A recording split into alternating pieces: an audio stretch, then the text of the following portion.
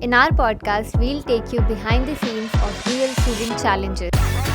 Difference between conditional and unconditional offer letters. Universities will give you a deadline to accept or reject. Consider logistics. Visa timelines, intake deadlines, and travel expenses should also impact your decision. Hi everyone, welcome to the very first episode of StudyHQ Podcast.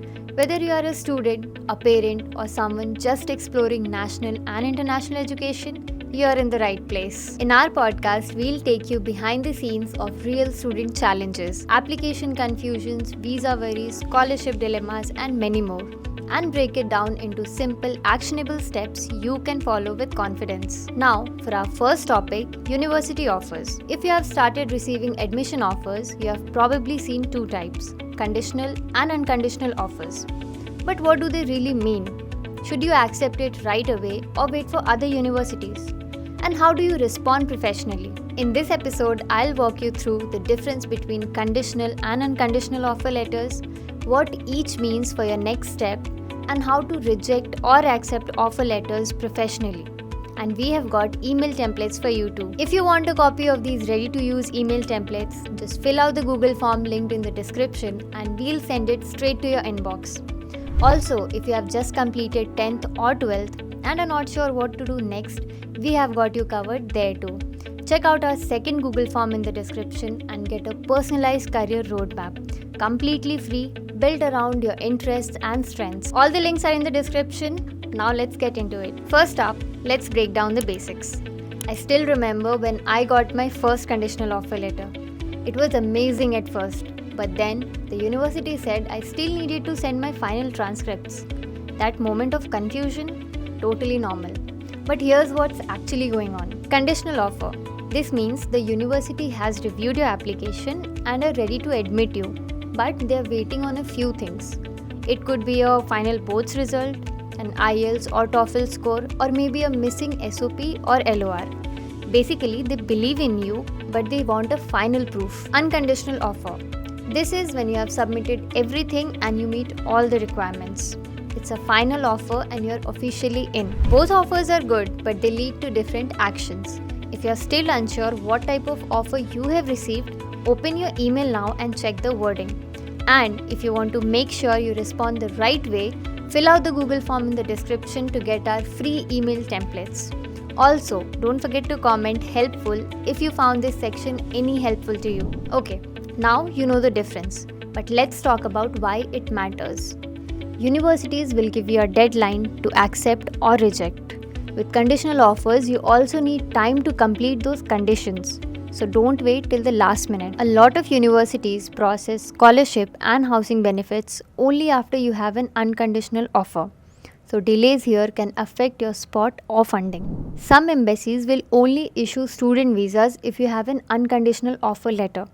If your offer is still conditional, your visa might get delayed. Let's be honest, the less confusion, the better. Knowing your status and action items can make your planning much easier, especially when it involves flights, finances, and pre-departure prep. If this sounds like a lot, don't worry. We have created a checklist to help you organize everything step by step. Fill out the Google form in the description and we'll send it to you along with our email templates.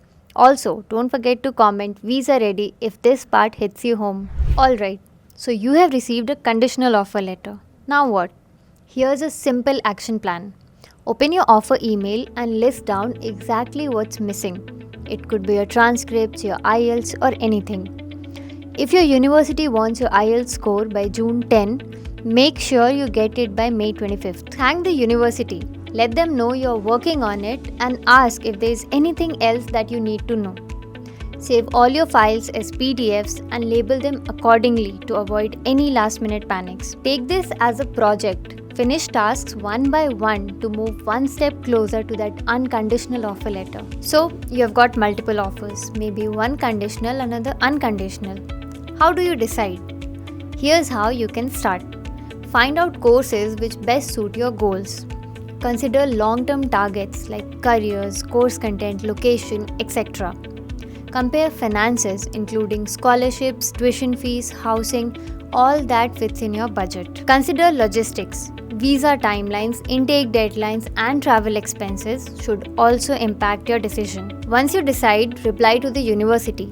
Acceptance emails should be polite, clear, and short. Same goes with declining. Be respectful because you never know when you will cross paths with that university again. And yes, we have created free email templates for you. We have written professional email templates for both cases.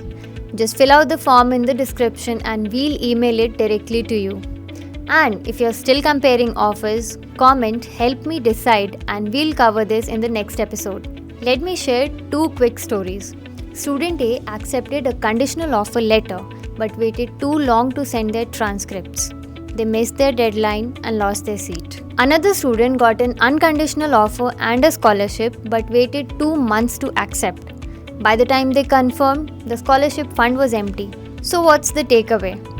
Always build in buffer time for delays.